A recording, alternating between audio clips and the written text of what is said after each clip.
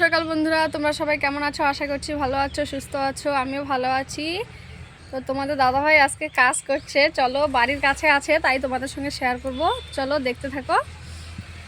অনেকে দেখতে চেয়েছো, তার জন্যই দেখাচ্ছি, নাহলে দেখাতাম না। চলো দেখতে থাকো। আমি আলু কাটতে বসলেই বলো যে কিভাবে কেউ কি করবে। দেখো এখানেই বসানো হবে আলুগুলো। তোমার দাদাভাই কাজ করছে, ওই যে লোক নিয়েছে, ওরা লাগাচ্ছে আলু। তোমাদের এখানে কি এরকম হয়? আমাদের এখানে তো সবাই এরকম করে, আলু লাগানো হয়। দেখো আমাদের আজকেই শেষ হয়ে যাচ্ছে আলু লাগানো। দেখো আমাদের কপির চারা। তোমরা দেখতে চেয়েছিল বলেই কিন্তু আমি দেখাচ্ছি, না হলে দেখাতাম না। আবার কেউ উল্টাপাল্টা কমেন্ট করবে না। দেখো এগুলো আমাদের,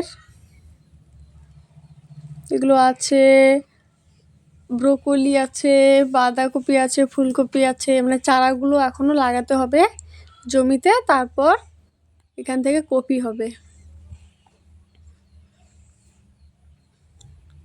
দেখো এগুলো ধনে পাতা। দেখেছো?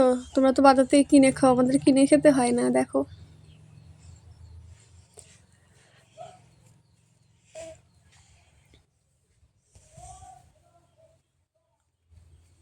তো তার পাশে আছে